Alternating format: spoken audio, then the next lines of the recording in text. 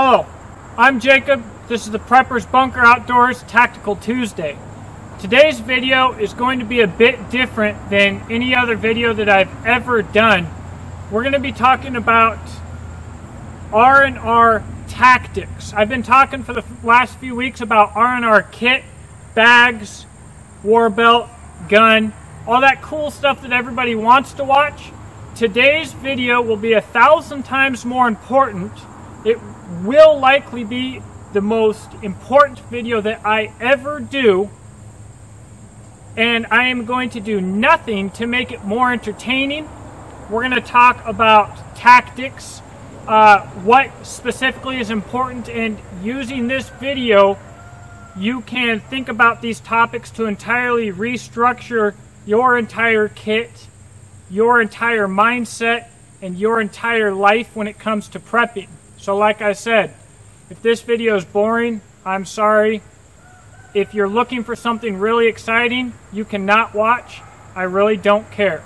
We're going to talk about two tactics. These two tactics are extremely important for any logistically and numerically inferior force based on what I learned firsthand in Afghanistan. And that is that people far away, we'll say above 300 to 500 meters, but that really doesn't matter. People far away often lived, and people up close typically died. Now, as everybody else was calling them cowards and being angry and irritated with their incapacity for a fair fight, which is a foolish fight, I thought about how analyzing their tactics could someday benefit me, which maybe is part of the reason why I ended up finding myself in military intelligence. What I'm going to talk to you about today is ambushes and breaking contact. I'm going to go over these two tactics very generally, not by the book for a specific reason. We'll get to that a little bit later. For now, let's go straight down to the sand table, and I'm going to begin talking about breaking contact, and then we'll get into the ambush. Breaking contact can be done a number of ways. The defining principle here is that somehow a superior force, or a force that you do not want to stay and fight, has seen and is engaging you. Okay? So this is our bad guy. This pine cone right here. Breaking contact requires at least 2 teams. Now ideally, that means that each team would be moving in a chevron and would be of 4 to 6 people, ideally with the team leader in between. Now, for what we're talking about today, in reality, this could be you and your buddy, 2 people. You do not want to fight this team or enemy or whatever this is that's represented by the pine cone, so you need to know how to get the heck out of Dodge. The basic, absolute basic principle here is that you have to get the heck out of Dodge while keeping his head down and get out alive. What that entails here is that the team that is behind opens up suppressive fire at whatever it is you want to get away from, while the team in front either gets back to be online with them or bounds beyond them. Once they are set, they somehow communicate this to the other team and begin laying down suppressive fire as the team that was previously laying down suppressive fire bounds back. Essentially, however you do this, there's a lot of ways to do it, but you need to understand the concept here. These 2 teams need to be able to communicate with each other, and while one is laying suppressive fire, the other needs to get the heck out of Dodge. Now, it doesn't matter what your situation is. It doesn't matter where you are, or nothing really matters. If you are really, really good at breaking contact and you can communicate with your team, you can probably effectively get yourself out of most sticky situations. This is essentially the only tactic that the U.S. military uses today. We walk around until we get shot at, then we react to getting shot at, which essentially usually entails breaking contact.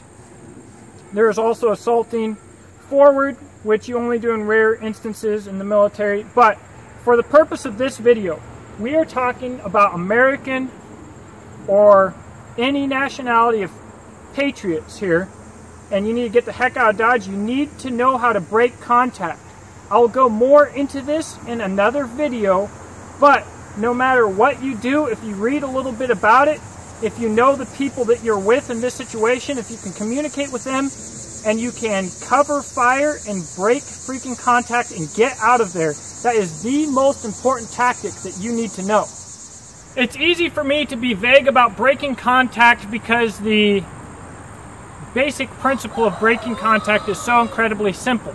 The next tactic that we're going to talk about takes a lot more organization, but not necessarily more skill, and that is the ambush. What we're going to talk about today specifically is the L-shaped ambush, because it has the potential to be certainly the most effective ambush. And once I get done showing you the basic principles of how to do it, we'll go a little bit into the history, and like I said, we will be doing more in-depth tactical videos in the future on both of these tactics.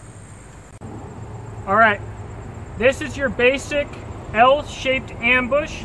There's a few things that you need to understand before we get started here. The name of the L-shaped ambush comes from the shape of the ambush. It makes an L.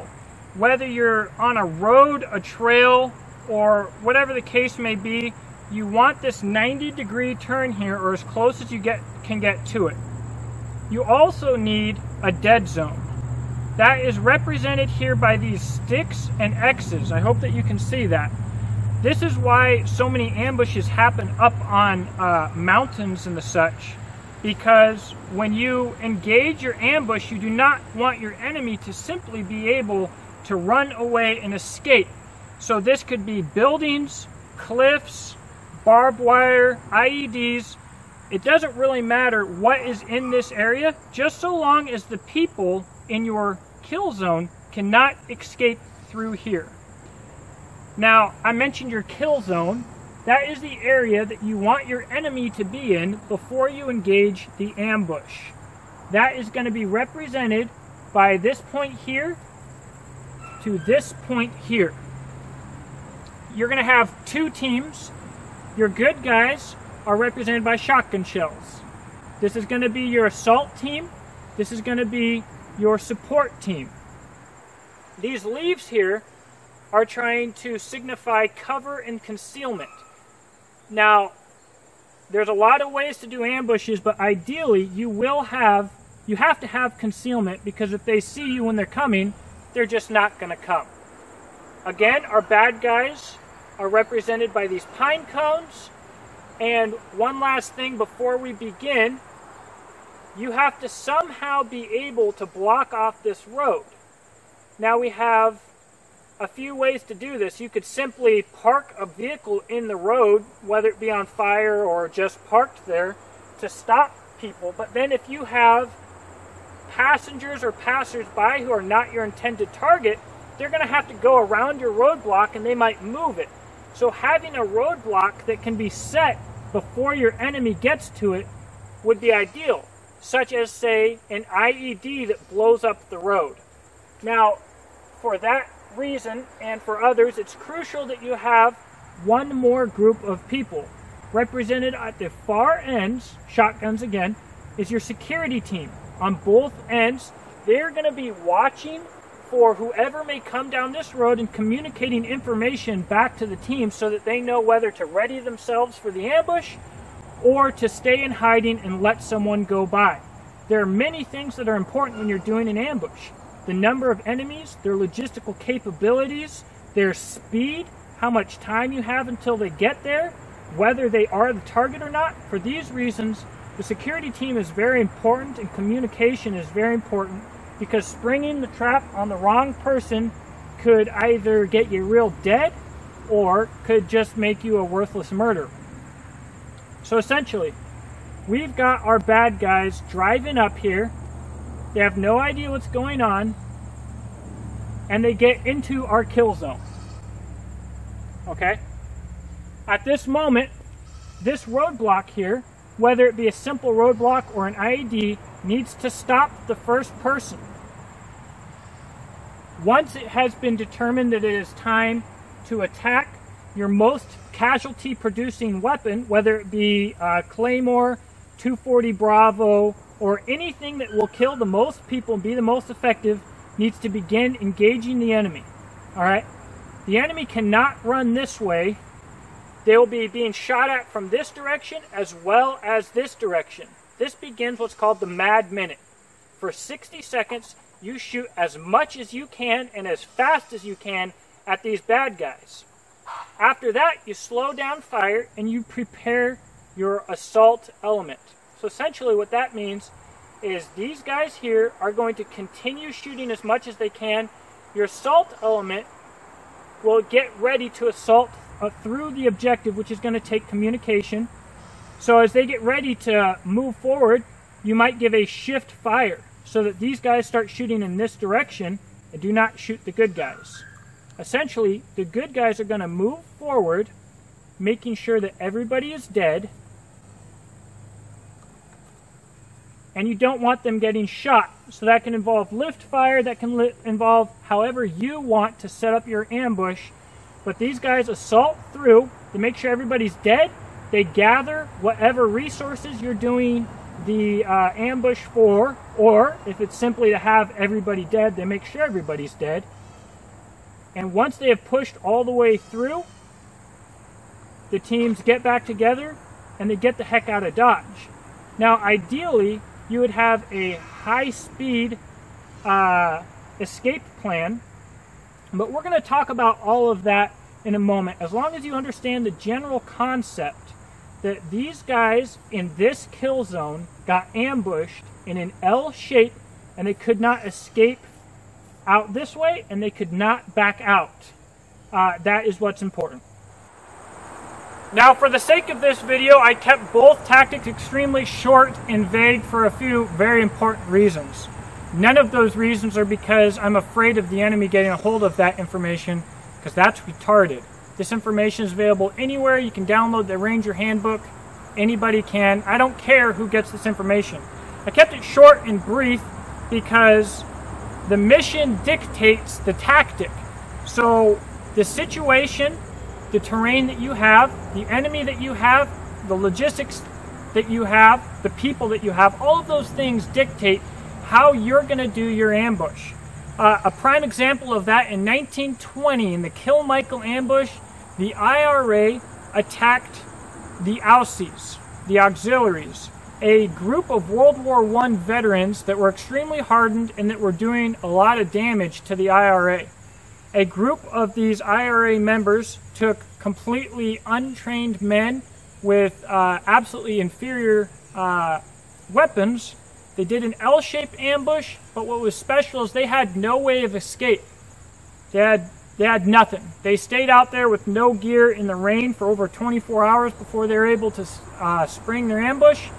And they killed 17 auxiliaries and lost, I believe, 3 or 4 men. Those are incredible numbers, especially when you have untrained civilians attacking battle-hardened veterans. All right, that is the goal here. So no matter what may have to change with the ambush, you need to understand the concept. And also, I didn't want to cover 2 tactics in depth in one video because then it'd be an hour long. Anyways, the reason that these are important and they tie into this R&R concept is, like I said, if you believe yourself to be an American patriot who has a obligation to have a firearm and know how to use it, understanding how to work with other people to accomplish your goal is as important, if not more important, than knowing how to run your gun. Being able to work with others and do your job will go a whole lot further than being the best shooter on the planet. So if you have a basic idea of what needs to be done, you can do a lot with very little first-hand experience. Now, ideally, there's two different types of ambushes, close and far. The defining factor is hand grenade range. So if you're close enough for your enemy to toss hand grenades at you, that's going to be a whole lot harder. But ideally, you'll be far away enough to destroy your enemy without putting yourself in too much danger. You'll have a tactically superior position. But it's all just going to depend on your situation, guys. Why I wanted to talk to you about this, there's this whole concept of running and gunning, and it's just going to get good people dead. It's just not realistic. It does not work. If you take an army of the best shooters on the planet who don't have tactical training and put them against an army of regular shooters who also don't have very much training tactically, you're probably still going to have pretty close to a 50-50 kill-death ratio for both teams. If you're fighting a fair fight, you're stupid. You're going to lose. That's not how you win. You have to be smarter. You don't necessarily have to be better. That is why you have to know the concepts of the ambush and breaking contact. If you want to learn more, subscribe to this channel. I'll talk more in depth about both tactics, but I cannot teach you anything more than the Ranger Handbook or information that's available online. So if you own a firearm and you believe that it is important to the existence of a free state and an empowered people against a corrupt, centralized government, you need to be looking this stuff up, because getting training behind the trigger is not enough. You are responsible as an American citizen to know how to shoot your gun and to know how to defeat your enemy. And there's a lot more to that than just shooting your gun. I hope you enjoyed the video. Most people probably didn't watch this far, and I just don't care. Have a blessed day. The ancient march, played by the United States Marine Pipe and the Drum Corps.